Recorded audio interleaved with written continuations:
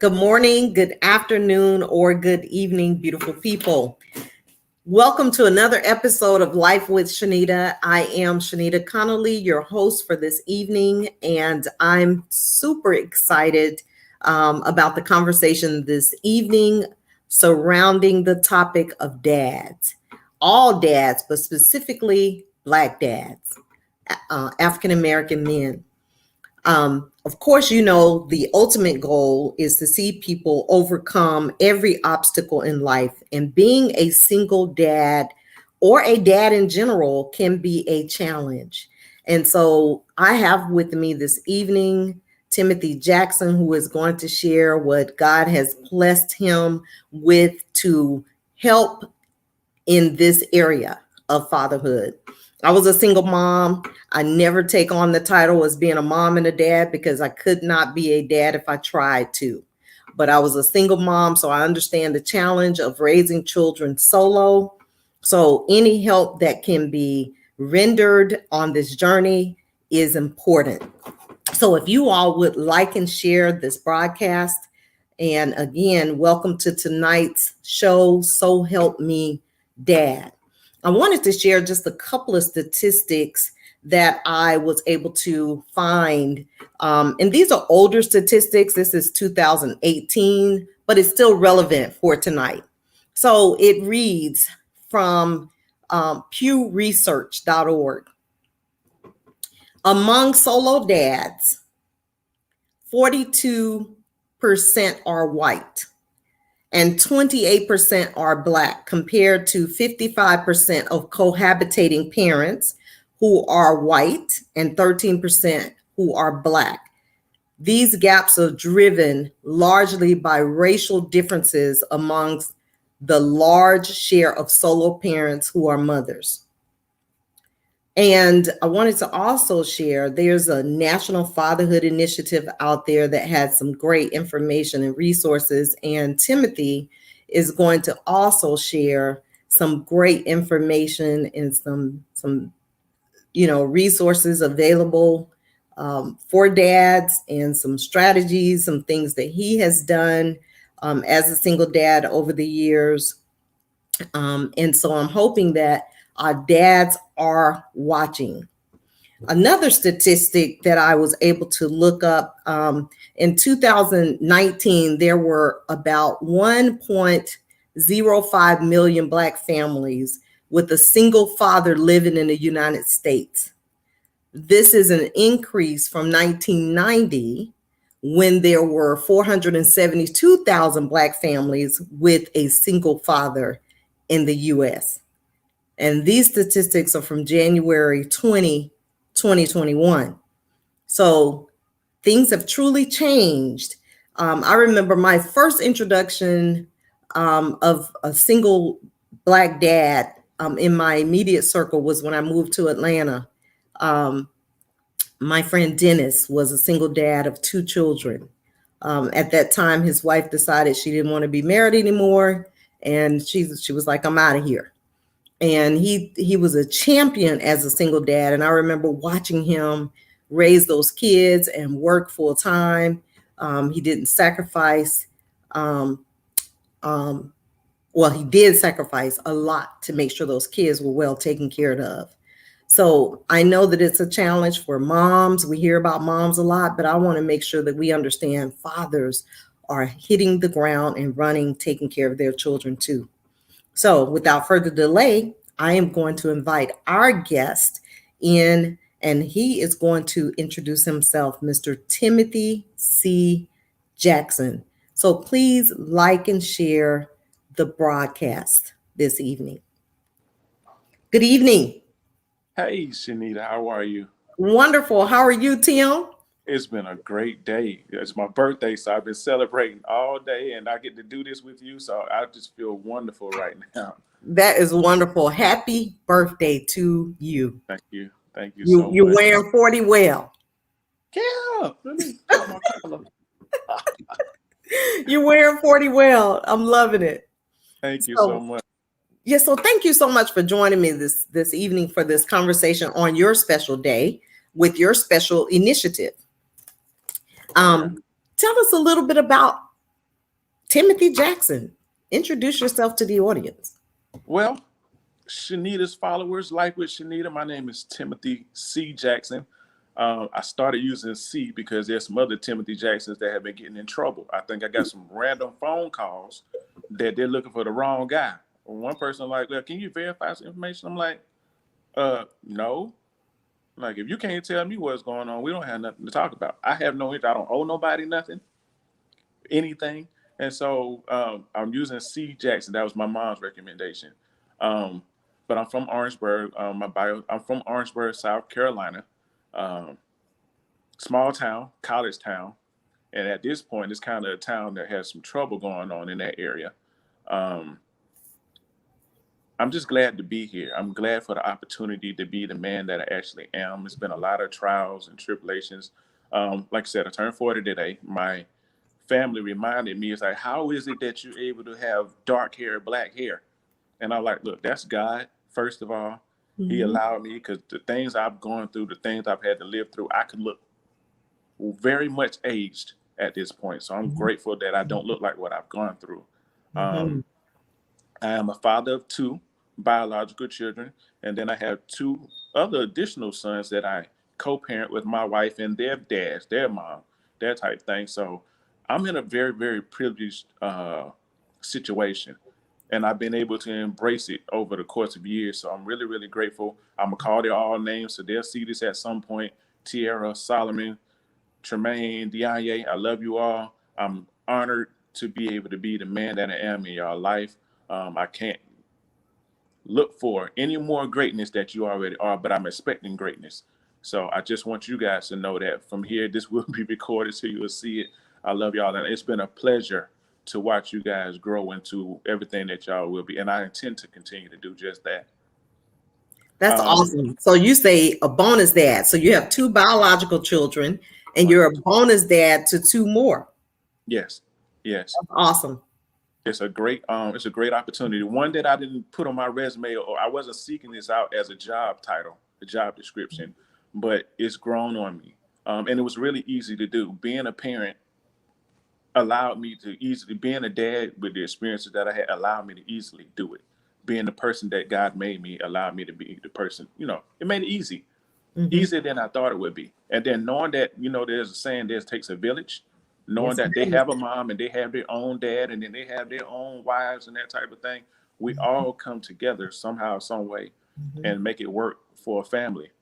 Ironically, the only time I've ever seen, uh, I'm gonna use the word baby mama, which I normally don't use, but the only time I ever seen baby mamas working together was on Empire with with Shine or Exhibit on there, and he was taking care of the baby mamas in the same house. I'm like, okay, that could work. Of It course, he could had a work. different financial status. Right. However, it was just nice to see that they understood enough. Like, look, we got children; they need to be raised Mhm. together. They need to do what they need to do together. That was a beautiful sight to see, even though that was make believe. Right. Maybe there's somebody in the world can kind of pattern their life off of that and see, look, let's do something for these kids. Yeah. So ultimately I became like almost the ultimate dad because of the things I had to see. So that's why I am right now. Yeah, that's awesome. Co-parenting is so possible. I've been a parent educator for many years. I started in 2003 with the University of Georgia, Clayton County Extension. And it wasn't that I was a perfect parent, but I learned so much and I saw so many couples or individuals come together, in mom and dad of the child who were no longer living together, who may have been married to someone else, but they realized the importance of co-parenting. Right. Let's put our differences aside and let's work through this for the benefit of the children. Yes. Yes. That is At the very, end of the very day, the kids should not suffer because of the decision that the parents made to connect, and it may not have been the best connection, if you get right. my drift. I understand. I Sometimes we can connect with the wrong people, right? correct. I'm Yes. gonna share this while you said that. Recently I was at a community event. I met a gentleman. I won't say his name, but he had 22 children and he was able to remain in all 22 children's lives. And he was Awesome. incarcerated. I'm sharing this business slightly, but he was incarcerated. And I asked him, how are you able to do that? I was like, wow, I'm having difficulty with one. And Mm-hmm. so when he explained to me what happened, I actually ended up meeting one of his sons. Great family as far as they're concerned. He's like, the woman had to understand who he was and that his family wanted to be involved. And so I'm saying that to say this, you allow me to introduce myself. That is a major, major role and something that I've kind of left out. Who am I? I Mm-hmm. didn't get a chance to say that I was in college and just got my degree. I started college in 1999, graduated 2020. That was not my plan. That should have Mm-hmm. been a 4-year plan. I am a member of Phi Beta Sigma Fraternity Incorporated. I don't talk about that a lot. I graduated at 17 high school. I started college at 17. So I got my grades with a 3.0 grad GPA. So I Mm-hmm. did what I was supposed to do. And a lot of people know me for the music and many, many, many other things. But those are important things that a child needs to see. They need to know who is their other side. Why do I have these anxieties, these certain things, things that I prefer, things I like, that type of stuff. But when we don't do that, I learned that it hasn't been really beneficial. So your child is stuck trying to figure out who I am based on what I've been told. Who So am I? I and crazy thing is, even at 40, I have not touched the tip of the iceberg. I know there's so much more for me to do. And right now, I'm really grasping at it. I want it. I deserve it. I'm looking forward to it. I'm cultivating it. And I want my children to do exactly the same thing. And everybody else that I work with, I want them to accede to them higher self. I want them to push to their higher self. And that's what I'm out here doing. That's what I'm doing this for. That's awesome. It's called legacy. Legacy. Yes. Because you know, whether it was your dad who started the legacy or your granddad or great granddad or whomever, and it's being paid forward, and you are continuing to make sure that that legacy continues with your children by being the example. Yes. I have to be. I Mm-hmm. have to be. We often, I'm sure you know this, some of our legacies, male or female, has not been the best. Mm-hmm. But we get to start again today. And every day after that you have an opportunity to detour what you did yesterday. But you have to find at some point some consistency. Um, I'm going to be a better dad. I'm going to be in my children's life. We're in my family line. There may be individuals that have children outside. I Mm-hmm. want to be known for more than just a man that had children that out of wedlock and had a whole bunch of problems. Mm-hmm. I just want to be more. I want my children to look at me when they say dad. I want them to look at me like that's my dad. I'm proud of my dad. It's hard Yeah. to be an embarrassment and think it's okay to be an embarrassment because this is who I am. I am changing the narrative at this point. Mm-hmm. And I love it. that's where Changing I the have to do it. narrative.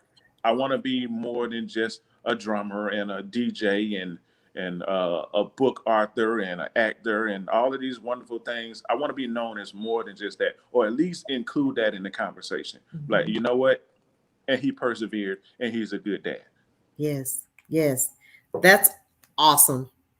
I mean, you named a few titles that you carry, but I'm sure the most important one is that of a dad. Yes, it is. Yes, Yes. it is. It has been the most trying. So it's kind of like you better.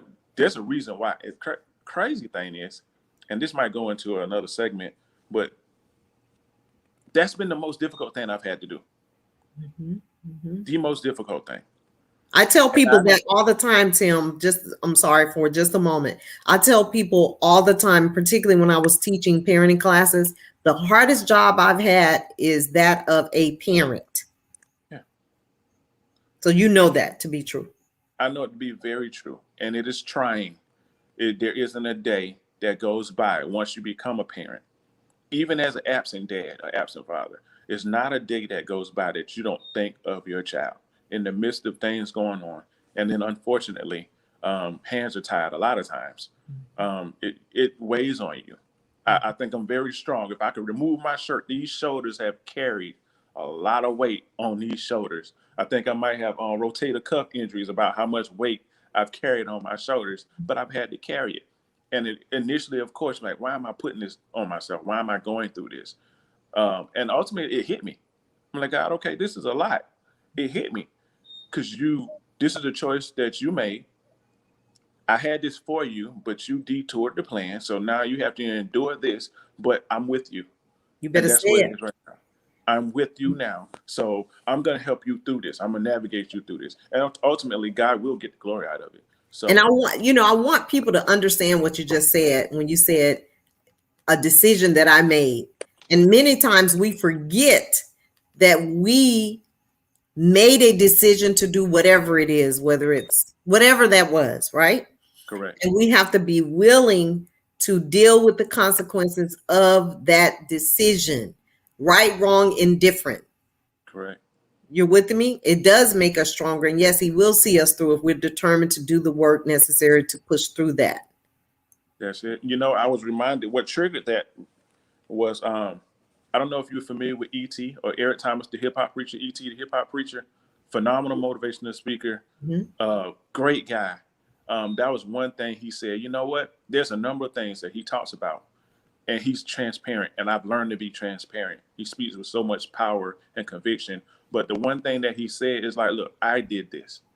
I made this choice. I confronted this situation, and I'm going to be the only one. I'm not going to give nobody else authority to say that, well, you did this to me. I can't do that. Yes, there was a decision. My dad reminds me often, or he said that with every one decision, you have to make two. I made one decision, and two was birth, and it's been interesting ever since that time. So I'm just grateful, and I know better now. It's taken a lot of years to get to where I am, but to know that, yes, this has happened. No, it's not comfortable. No, I would not have chose this had I known what was on the road. However, I am a man at this point that, yes, I'm going to fix this. That's what I'm going to do. That's going to happen. I don't know how. I don't know exactly how. I don't know who I'm going to have to talk to. I don't know how many doors I'm going to knock on. I hope I don't have to continue to go in these courtrooms. I don't know how many courtrooms and boardrooms and I don't know how many podcasts, how many lives I'm going to have to do, how many conversations I'm going to have. I don't even know how many lashes I'm going to have to take, or how many times the police going to be called. But I tell you one thing, eventually, I'm going to have exactly what I'm looking for. Not just for me, but more men, more dads will. And more women will start to look at us from a different perspective. Yes, absolutely. And if I could say anything to mothers, it would be to allow the fathers whom they are not happy with or angry with or mad at to be a part of their child's life. Yeah. It is so important for dads to be a part of a child's journey. Dads are important to us. That is like one of my mottos. Dads are important too. Correct. Yes. So let's talk about, I know we've broken some ice, but let's break a little more ice. um, how would you describe, I know you're a drummer, a Right. DJ, so you love music. I've had the pleasure of listening to you play, working with you on projects. Extremely talented young man. Um, if you had to describe your set of drums to a person with no sight, what would that look like, sound like, be like for you? For me, that's a great question. And hey, let me shout you out because you are the ultimate music lover. I've called you a few times, like, look, we got live music here, live music there, and where is it at? Where I need to be. That means it's attached to you too. And I'm glad that you and I even met on a music Yes. and we were able to work together behind the scenes. Even though I was performing, I was able to see something great, and I'm just appreciative. That friend anniversary that came up today, I meant what I said the other day. I really did. I You know have been you did. an amazing woman, and I'm not just saying that to blow your head up, but you have been an amazing woman. The way you handle what you handle, and just to think that happened through music, it's Thank been you. great. But let me Thank ask you a question: how would I describe music or my drums to a blind man or you. woman? Doesn't matter. Hmm. Um, Keeping in mind, when someone is blind, from my knowledge, all of their other five senses are heightened. Where most of us, we use, I want to say we use five, but I don't think we always use five. at the same time, but those things are heightened. So to describe music, you have to remember that there is you are as a drummer, you are the rhythm. Everything in life is a rhythm. Mm. Um, Unfortunately, the drummer is normally the least paid on a gig, but the Really? one that carries the rhythm. Yes, I the didn't know that. keyboardist, the MD makes way more than what the drummer makes. But the drummer is the one carrying most of the equipment, and the longer time in sound check and learning each pattern and learning each lick. It's a lot of work that comes in being a musician. Mhm. But on the other end, the drummer normally get a church musician and ask them how much would he make, and then ask the bass player, ask the organist what they make, and they would probably confirm exactly what I said. We are Wow. valued. We're undervalued. I'll put it that way. We Undervalued. should be more valued. But without that drummer in the building, the music sometimes suffers. The timing is off. The Mm-hmm. rhythm is off, which ties into what I'm saying about a blind man. Mm-hmm. So each stroke on a tom, each stroke on a snare, the snare is directly in front of you, and that's your central instrument. And of course, if you have toms, I'll just say if I use a jazz setup, chances are I will have two toms, one right above the snare and a floor tom on my right hand side. Chances are I'll have hi hats, and let's just say one hi hat to my left of the snare and maybe one big ride cymbal for a swing beat. Once I have placement, it is my job to keep the rhythm. Each tone, each hit, each stroke means something. It resonates a different way. It's a conversation. Mm-hmm. So for a blind man, um, he has to get accustomed to his environment. He needs to know exactly where. You don't just put a blind person in a place that he's never been before and expect him to navigate his way through. Nope. He has to pay attention to what he's hearing. The hearing is definitely important. He has to count probably steps. It's going to take this many steps, and so there's counting involved. Um, he has to know that there's a turn coming in here somewhere. Often enough, there's a turn in some music. It's a key change. It's something. So they're very, very um, similar, be Mm-hmm. honest with you. And ultimately, once you've made your way around your drum set, hitting each cymbal, tom, snare, and the kick as well, um, you're able to maneuver around and play rhythms and work your way around any situation. It's just like life. And as I said to begin with, if your rhythm is off, Mm. everything is off. And Mm. sometimes, matter of fact, it's very noticeable. It's very, very hard to start back over. Chances are you won't get to start back over once the music is gone. You have to stop abruptly and catch where you need to be. Now, some people are very, very skilled and they can do a fill in or a turn around and get in there. But as a blind man, Mike, if you stumble, now you got to reset. Where am I at right now so I can start over? It doesn't quite work that way, but they're very, very similar. Very. Mm. That's how I would describe uh, being a drummer according to the rhythm to a blind man. Mm. I love it. I love it. So let's go deeper past those snares. What inspired you to start So Help Me Dad? So help me, Dad. So help me, Dad was birthed through a lot of trial, a lot of tribulation. Mm. I was 21 years old when my daughter was conceived. Um, it's a funny thing. Around getting out of high school, starting college. Remember, I started college in 1999. My daughter was conceived in 2001. Around 9 o'clock in the morning, I was looking forward to hearing Maury Povich and Jerry Springer coming on saying, "You are not the father." It was entertainment.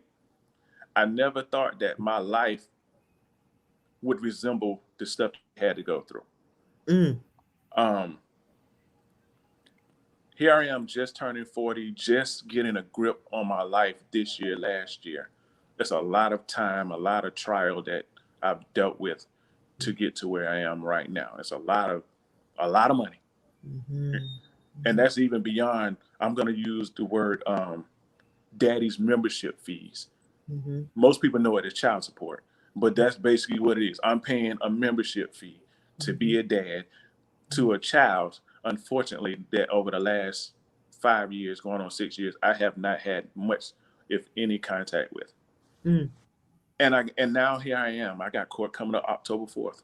My daughter is now 19, and here we are again chasing some funds for a number of reasons. A lot of it is a sham and a farce, but at the same time, when you're in a situation where you don't have help, when you pay for attorneys' help, when you've done consultations, when you've asked legal aid for help, and they won't even return your phone call, and then when you do talk to them, they're saying, "Well, you make too much money," but they won't tell you how much is enough or too little to get assistance. You're like, you know what? Can't nobody help me Mm, except me. mhm, Can nobody else help a dad except a dad? Someone that's been there, somebody that understands, somebody that's gone through that process. And mhm, I know based on the things I've seen inside of a cell. I'm sorry, I have to admit it. I've sat in the jail cell for 56 days. mhm, mhm. And to get out and the judge said, "You so arrogant and I should have took your bed from you," and all of these things. I said, I didn't get a chance to speak because my rebuttal would have been I was ignorant because I had an attorney that you didn't even hear. And the stuff that I learned sitting in there, that came after the fact. But I got to a point, I'm like, as a dad, seeing the things that I've seen, experiencing the things I experience every day, the grief that comes along with missing your child that you want to be involved with, like, I have got to help another dad. And it doesn't just start at dad, it starts at a young man or even a young lady spending time about choices. I'm blessed to be able to help with these other three boys. Mhm. But my son that lives with me currently in Georgia, even being able to guide him, he'll ask the greatest questions. Dad, what kind of person should I like? What kind of uh, he, he just comes up with some great questions. I'll just put it Mhm. that way. And I'm telling him, look, son, you want to make sure who you choose is somebody that you can communicate with. The other day he said he had three girls like him. I didn't jump down his throat. I didn't say anything bad. I was like, look, son, just make sure you know who you are and be friends with all of them. Don't try to settle down on a girlfriend. You're 8 years old. Right. Focus on your education and spend that time. So it starts at a young age. I'm planting seeds that hopefully, we talked about legacy. I Mhm. don't want my son to carry the legacy of having children run around here and he Mhm. can't be in their life. And I don't want him to go broke behind trying to chase and satisfy the needs that somebody else placed on your child head. I don't want him to have to go through that. I want him to be with one woman, married, committed because he chose the right way to somebody that complements his life and he does the same thing. And so, so help me, Dad came from that perspective. I Mhm. know that the things we've done, the things we had to deal with, I want to help them. And the only one can help them, and I've tried, is us. Yeah, you're And right. Because if you've gone through the challenges, you know what it's like. So when somebody else comes behind you, you can guide them through the journey without having to go through the challenges that you did. yeah, So I yes, commend you for being inspired from your own journey to help other dads avoid the pitfalls that you have gone through. oh yes. That speaks It- volumes. It's gonna work. I don't know Mhm. how long it's gonna take for it to catch fire, but I heard it only takes a spark to get a fire going. So I just need a little spark, and Just I am the spark at this point. there you I go. want them to And feel it and it, understand it. and stay true to it, regardless to the no's, the naysayers, regardless to the non-responsiveness of people, regardless to the ones that you think would support you 100% that don't support you. Keep going. You're Every day, absolutely right. that's my mission. It doesn't matter if it's one like or no likes. At some point down the road, something that I said, something that I posted, something that I've done will make a difference in someone's life. So you don't even worry about that part. Just stay Right. true to your purpose. I will. Thank So you. you're welcome. How did your upbringing in Orangeburg, South Carolina contribute to this purpose? Well, I can say this. I often reflect on the dad that I have. First of all, he What a celebrated. blessing. You still have a He's dad. just turned 70. I still have my dad. He turned 70 last week on the 7th. That's a blessing. Happy birthday, Dad. And I'm glad that he is the dad. He was my music teacher when I was in school, and I wasn't on the band when I learned to play. But his meekness, his humbleness, meant a whole lot. and I grew up in a 2-parent home. So shout out to you too, Mom. Me too. But Yes. my dad and I being birthed in the same month, his way of parenting, um, his education level, his um, his ability to relate to children, his understanding of children as an educator, um, partner. And so even we played basketball together. He had what he called a Sunday school shot. It was a hook shot, but he made that shot quite often. So we played ball in the backyard, and we went to church, and he instilled church, and we did music together, and he still creates music. Some of the music the world hasn't even heard yet, but it's music that I believe God is going to give an opportunity, and I'm willing to help him. He's going to give an opportunity for him to hear. But that relationship um, made me want to be a dad even before I knew what came along with being a dad. My dad made it look easy. He Mhm. had the support of my mom. I didn't know that. That played as much of a part, but Yes, it does. that plays a major part. They were on the same page. My dad would tell us how um, he would go work at the school and drive home in a green station wagon with the sun beating down on the leather seats. And then after he had time to eat, mom made sure food was ready and the kids was good and everything else. And we did what we needed to do. And he would go into the room and create his music in the middle of the night so he could have some him time, things like that. So, but he didn't neglect us. We spent plenty of time. We went 1995. We drove from South Carolina to California. We had just bought a Econoline van. The TV and the VCR worked on the way, but by the time we got back, it didn't work. That was a two and a But I half bet day that was the drive. best trip ever. Yes. In the middle of the night, full moon, we got on the road, windows open, and you know when you ride in the heat of the day through the desert, it's hot. It looks like the air conditioner is blowing, but it's not blowing Right. so well. Right. But What was that it's movie? In the Heat of the Night. yes, that's exactly what it felt like in the heat of the night. The heat it scorched the earth all day. Mhm. But Mhm. that is one of those things. I enjoyed the moon. I enjoyed the sun. We were talking about it raining earlier today. I Mhm. enjoy the rain, being on a cruise, being on the beach, and some of that comes with the relationship that I've been able to build with my dad. Mhm. And so that allowed me to dream of just let me just be a dad. Like this is an occupation. This is what I want to do. Mhm. And so I'm Mhm. grateful, and that's why I can't quit. I can't stop, Yeah. regardless. Yeah.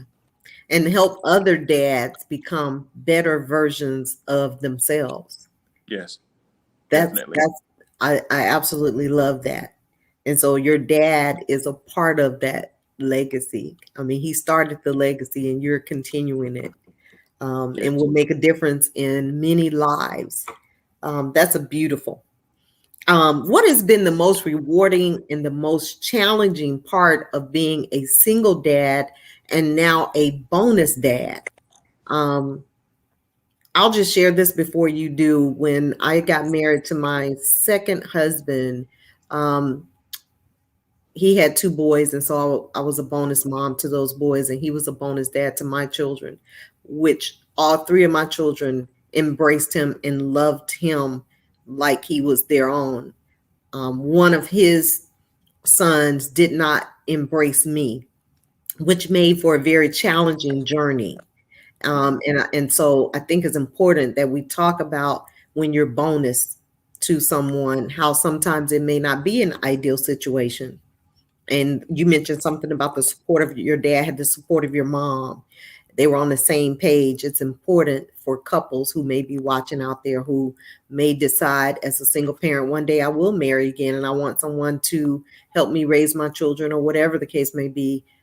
That piece is so important that the couples are on the same page as it relates to their relationship and how they'll incorporate those children, that family, the blending of the family. So, what has been the most rewarding and challenging part of two parts, being a single dad and now a bonus dad, now to your new wife and her children? Um, the journey has been, I'm going to say, both challenging and rewarding. Mhm. Um, Based on my trials, and I didn't even mention them all. Mhm. Um, Based on my trials and where I am in my life right now, I can honestly say that I'm a real dad. Um, it's almost like being tried and tested, tried and true. So it's not too many angles that I don't understand about being a dad. The hardships, the financial burden, the worry, the concern, um, the loving, the encouragement that comes along with it that you need. Walking my son to the bus, praying for him in the morning. He makes sure he call me in the morning and we pray in the morning, or he won't go to bed because I didn't pray at his bedtime. Knowing that he's absorbing those things, um, the journey's been great. On the other hand, the not so great part is not being able to come to common ground with my children's mom. Um, and there's a reason for that. I do know that that's what we call generational curses. I do know that some of the things that my children's mom placed on me, um, I'm not initially responsible for. I know had I been able to remain in my children's life or had we gotten along, I would have been a great dad. I know it. I would have been a better dad than I am now. Um, but as I said about that journey, about the rhythm, I made a choice not knowing what I wanted. I knew I wanted to be a dad, thought I could be a great dad, but I didn't know what came along with it. Every time, it's I value it all right now. That's the best way I can say it. And that's as a single dad. And even now, the greater challenge is not inflicting the same. My son resides with me. It's not inflicting or not pressing the same button that my son's mom and my mother's mom have done or would have done to me. Your Because my daughter's son mom. lives with me. Daughter's mom. Yeah, my daughter's mom has done plenty because it's allowed to do so. She's been allowed to do so. Whereas my son resides with me, I know what it feels like to be on the receiving end of vengefulness and deceit and things like that. I don't want my son's relationship and his viewpoint on his mom to be the same. So some stuff I just don't do. Some conversations I won't have. Some things I won't comment on. And that's just what it is. That's as a single dad. Yeah. Now as a married man, I didn't have to raise these young boys from a baby.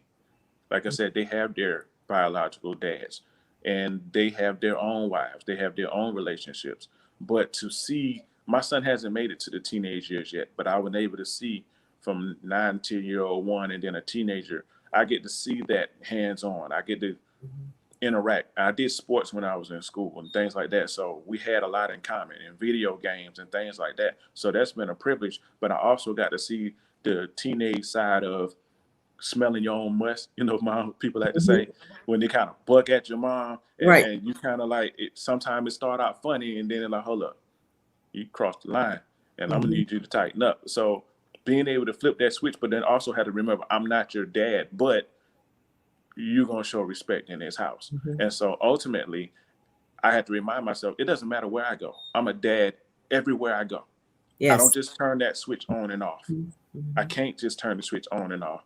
And sometimes, children of other races, you want to say something to them when they out of order because you can do that to your own.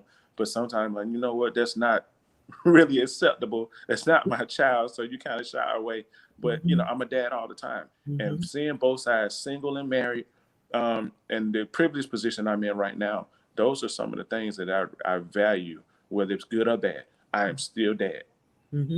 One of the things that I think is a great suggestion for any family is to have family meetings. Yeah. Weekly, bi-weekly, monthly. Let the children decide on the topics, maybe the dinner for that night, lead the discussion. I always, always, always pushed for family meetings in homes when I taught my parenting classes. Make it a part of what we do as a family. But I love the thing that you said about you don't contribute to certain conversations about your son's mother. That's how I was with my kid's father. I figured that when they got old enough, whatever they need to know about him, they would find out on their own. I didn't have to beat him down to them per se. Right. Mm-hmm. I'll let him be Santa Claus to you guys as long as that is going to happen. And if you need to see Scrooge later, you'll see. So I appreciate you not belittling yourself, because those children will remember that. You know, if I can interrupt, I I started to do that with my daughter's mom, just well about my daughter's mom, because the pressure had got so great. I'm being quiet and I'm getting in trouble. I'm coming to the door and there's problems. The police is being called and I'm the one being peaceful. And they're saying I felt threatened for my life and all of these things. It's just like anything could trigger. And so when my daughter would say certain things that she was concerned about, I thought I was doing it in an encouraging way, but apparently I probably wasn't. I was trying to tell my daughter, like, look, your mom's not happy, and that's kind of what happens. But at the same time, I'm trying to tell her, like, this is how you navigate through it. Like one day she got in trouble, for example, and I asked my daughter, well, what was your response? She said, I laughed while she was having her rant. I'm like, you can't do that to your mom. Mm-hmm. So on one end, I thought I was coaching, just kind of listen. Even if you're not paying attention, don't show like you laughing and you don't care. Don't show Mm-hmm. that side.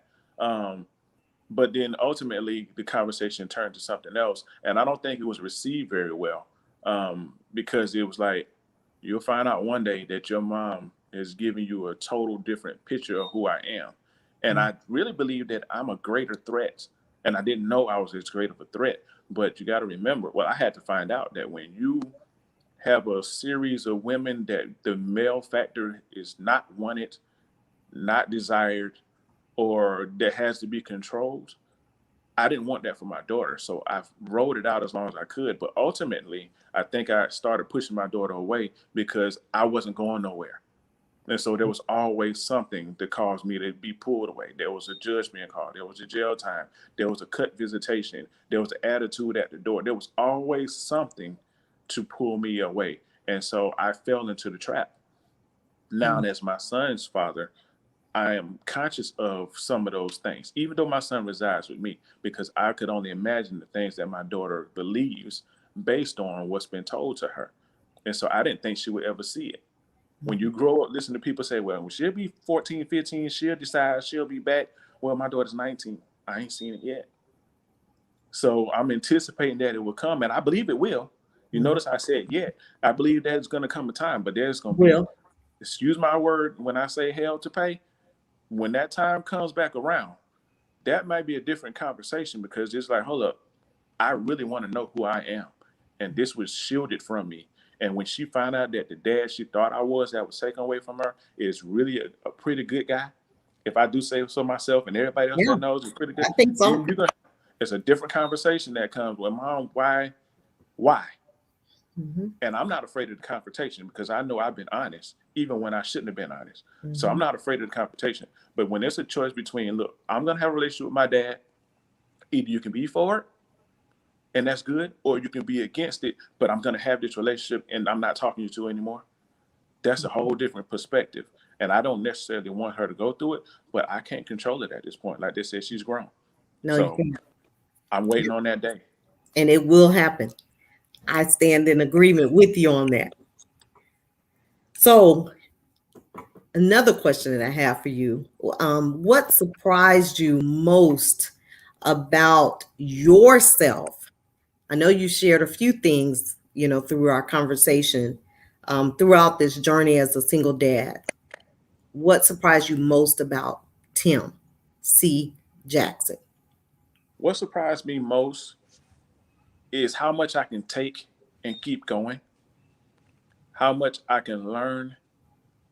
And since I got another chance out of it from different angles, what I can apply from what I've learned, so I don't go back that direction. And I can tell somebody else, I can articulate it now. And I can admit, sometimes this is my podcast is therapy. Moving into a nonprofit is therapy. It's help, because there's so many perspectives of a dad that you may or may not agree with, but that might have made this man a great man, or a less smiled upon man, but it's his journey, it's his life, it's his perspective. So knowing that I can absorb it, I can articulate it, I don't have to get mad. I just understand now this is just part of the choice that I made. Mhm. This is part of the person that I chose to have a child with. And had I asked the questions, well, that might be something I didn't ask enough questions. I didn't spend enough time. I did, if I had known or really understood when she said, well, my dad wasn't there when I was 5, since I was 5. If I had understood that as a The grown woman, impact. what kind of perspective that is, I'm Mhm. like, nah, we would have probably done something different. Mhm. But I have to say, I wanted who I wanted at that time. And Mhm. I got everything that came along with it. And I got the rest of the bags that the mama dropped off and the grandma dropped off and the great grand. I got all of the luggage. I got all the souvenirs that come with dealing with somebody that hasn't dealt with their own issue. That's what comes along with it. That's a great point. People forget that we have to be in a healthy place, a healthy mindset, a healthy um, composition before we indulge in relations with someone else. I think that is so important. And I, like you, decided at the age of 17 that I wanted to be married and got pregnant prior to getting married. And the whole journey was something that I had no idea it would be. And so I had to suck it up, accept my part in it, and keep moving and Yeah. persevere through it. So for me, it was being able to persevere beyond the challenges that life dealt as a result of my choices and not blame other people. So thank you for sharing that. Um, one last question before we ask you to share your podcast and other things. Um, you've kind of shared a little bit about um, your life as a single dad and your life as a bonus dad. Is there anything else that you'd like to share about this journey? So help me, Dad. And you can couple it with the last question as well about your podcast, any upcoming events, how people can reach you, any of those things that you like to share with the audience. Well, so help me, Dad. It's not just a podcast. I want it to be a movement. I see it as being a movement. I realize that in unity there's strength. You look at the women's empowerment, and I'm not mad at every woman that's out here doing great things and they're getting to the bag. I don't normally use that, but those out here making money and doing things and they're living good, kudos to you. Mhm. The LGBTQ people, sometimes I call them the alphabet people, they collectively got together and decided, look, we're gonna do this. We're gonna do this paperwork, and we're gonna get in the courts. And certain things you're not gonna say. You're not gonna treat us all kind of way. Mhm. I respect that.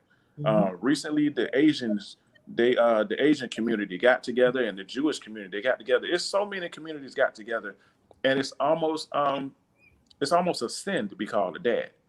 It comes with so many consequences to be called a dad. So ultimately, my goal is with all these things that I'm doing. I'm so sorry. All these things that I'm doing it is to empower dads. Number one, to be the dad that you are. Be the dad that you know how to be. Be the dad that you feel is the great dad. Nobody tells a mom you can't be mom, and this is the kind of mom you need to be. But they get their own coaching in their own way. I think when they divided us in sex ed, I think they gave them the cheat codes, but we didn't get the cheat codes. So the podcast and the work that I'm doing right now is basically to provide resources, attorneys that will actually break their laws, so to speak, and tell them, look, this is the kind of conversation you need to have. You need to carry yourself this particular way. So when you go into this court because you can't afford us, at least you won't end up in a jail cell. It's an outlet for those men that really just need to get it out. Those dark times when you're feeling dark and you're feeling like murder and that type of thing. Look, it's okay to feel that way, but don't act on it. So it's an outlet for all of them all, and let them know you're not by yourself.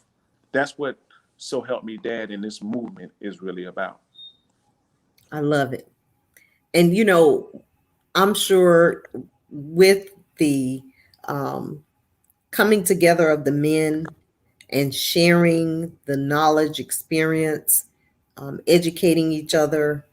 There will be many stories, many testimonies, many success stories, because you are serious about this. And we've had a few conversations about your journey as a dad and the challenges that you've met on this journey. And so I'm extremely proud that you are now taking your experience to help other dads, as I said earlier, avoid the pitfalls that you've encountered. Right. I might not be able to help them avoid it. I hope so. But at least you can be a little bit more aware of what's down this road. There are some turn signals. There's some things that's going to hold up. This kind of smells like something he mentioned, something he thought about, or something he told me. And maybe they can navigate through that situation. Some people, I understand, they're going to find out the hard way. Some people just got to put their hand in the fire and see if it burns. Mhm. But then there will be some like, you know what? I don't want that kind of life, because it's not easy. It's Mhm. not easy to live every day knowing the things that I know. So let alone letting somebody telling you what to do or what you could do to avoid these situations. But it starts at a young age. So ultimately, if I help one dad or a bunch of dads to start looking at their situation and see what's best for their parenting style, their relationship. Mhm. And hopefully the mother or mothers, however that works, if you're blended, they can be like, okay, well, this is the other side. And how does that mesh? This is our DNA. This is the child will be the production that we put together, or it's going to be one sided and you can't control it because that still is a part of you. The other side of that parent, whichever parent has the most influence, there's still a part of them that's like, hold up, I'm still missing something. Mhm. So as often as we can, as much as I can, I want to help them realize, even if it's just realization, even if it's just for conversation's sake, um, that they are producing someone. They're producing a young adult. They're producing a young man, young woman that's probably going to be really close to using the same patterns that they did. So Mhm. maybe that can tip them over the right direction before they go the wrong one. Mhm. Absolutely. And are there any upcoming podcasts? When is your show? Like when, where, how can people find it? Well, I will say this. Uh, I've been blessed to be on Anchor and Spotify and Pocket Cast and Google Podcasts, all from one platform. So, and there's many more to come. And I'm actually glad you asked that question. I'm overdue to do another one, so it's going to be much more frequent. I have three. I have some guests that you may know that do more than one thing. I'm looking forward to work with them. So I'm going to actually place a schedule out there for them. Forgive Me was a tester, but I did Forgive Me because you might not get any more apologies after we start saying the stuff that needs to be said. I'm also finishing up my book. I mentioned that some time ago, some years ago. Now it's time for it to come out because all I'm hearing is about daddy's this, daddy's that. So it was inappropriate to get it done. So now it's time to get it done. I'm also working on a short film, maybe that's going to come along with my book. That is the goal. So I want people to get the best. For those that won't read the book, will watch a movie, you'll get the best of both worlds. Or those that are intrigued by watching a book and watching a movie that want to get a book, it'll work both ways. So that's on the way. So doing some acting again. Um, I've got a lot of musicians that I'm working with. I recently did a short film with the artist named Tonio. You can find it on YouTube. Tonio's got a video called Forgive Me, A Letter to My Son. He's got a short film. It's about 35 minutes. And he has a song called Forgive Me about his fatherhood journey, and the things that he had to come to grips with. So it's a lot of things that's on the way. So be looking out for me. You see my email address right there. You can directly hit me up. The website is on the way, and it's going to be really showcasing all that Timothy C. Jackson really is. I'm so many things, and I'm grateful for that. So it's that time. That's what I'm doing right now. Any source of entertainment, um, artistically, drawing, dance, all of that stuff is on the way. So be on the lookout. Follow my Facebook, my Instagram, Timothy Jackson. That is my name. JCKSN9 on Instagram. That way, you will be abreast. You can always hit me up. You will know exactly what's going on. But it's coming really soon. I'm about to put on a schedule so people will see. Yeah, there's a podcast out this week. There's a countdown. But the short film, I'm about to drop a trailer in the next couple of weeks where people can see what the movie is about and at least have a feel about what it's about. and start applying some of this stuff. That like it's for entertainment purposes, but it's based on real life situations. And I really want to be in somebody's home on their bed. My mom said we need to meet Tyler Perry. I think that's on the way. Yes. And many other activities that's going on, but I'm not sitting here waiting on them. I'm at a point now that I'm making my opportunity. I can't wait on any. It's too much uncertainty in the world. I'm making my opportunity. So any day now, there'll be some more stuff coming out. So we're on the way. I'm celebrating my birthday this weekend, so I'll probably drop another podcast next week. I love it. I love it. I love it. I love it. And when you meet Tyler or when you have the arrangements, holler at me. I will. I might need you. I got a part that I think you will play that'll be great in my movie. So we need to talk off the air and see if that works out for you. See if your acting skills are just right for the situation. Yeah, that would be awesome. I'm just tired of the men going through what they've gone through. Celebrities going through what they're going through. When I saw a young lady recently say this on Instagram, and I know I got to go. She was talking about it's stepdad season, and you can take my child, and you can do this, that, the third, and take pictures and hold hands and all the good stuff. Because I don't really, that's not really important. I'm just trying to get to the bag. Somebody's going to take that as that's what they're supposed to do.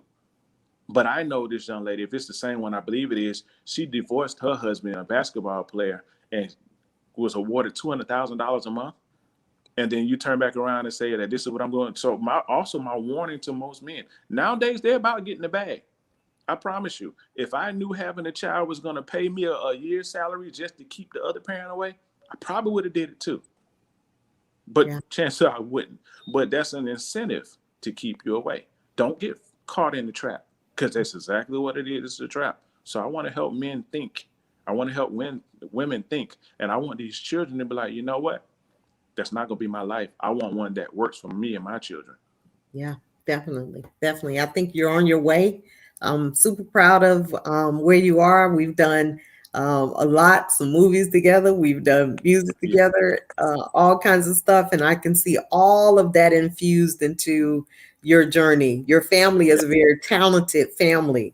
I remember your brothers. You introduced me to your brothers and talking about your parents. So I know there's some big things on the rise for you. So all the trouble and the challenges that you've had to endure will pay off. Yes. So just know that. I'm looking forward to the next what we do. That's going to be awesome. Yes. Yes. So we'll definitely be in touch. And so I just want to sing happy birthday to you. It's your birthday. Go ahead and sing it up. Yeah, I'll get a song tonight. Come on. So happy birthday to you. Happy birthday to you. Happy birthday, dear Timothy. Happy birthday to you. And many more. I was trying to get Teddy and some friends to join us, but I couldn't get them at the last minute. So there you have it. It's not Teddy, but it's from the heart. The solo artist, Shenita. Thank you so much. Look, I want one in the bag one day. It might be one song, but I want one in the bag. So thank you for being you. Thank you for caring not only about your children, but other children and other dads. Continue to do what you do. If there's something that I can help, you know that I will. And congratulations again. Keep counseling. Keep this great advice that you keep. You got advice at the hip, and you got so much knowledge, and I appreciate it. So keep that up. And I'm glad I can hit you up anytime. So thank you so much. Thank you, and congratulations again on the wedding and the family, the bonus family. And someone said, Kanisha Sampson said, happy birthday, Timothy. Thank you. That's my sister. Thank y'all for tuning in. I appreciate you. It's great things. Y'all might be mad at me, but it got to get done. Y'all, I got to get this off. We got stuff to do. So I love y'all. I appreciate you. I'm glad I'm a Jackson, even though your last name's Sampson. I love it. So to you audience, thank you for joining us this evening with my conversation, So Help Me Dad, with founder Timothy C. Jackson. Please join us next week for a conversation about relationships. The Elevate program through the Refresher community. Tune in at 7 p.m. Eastern Standard Time. And as always, remember that I love you, but God loves you more, and He loves you best. Peace, love, and joy today and always. Timothy, you hold tight. Have a good evening, everyone.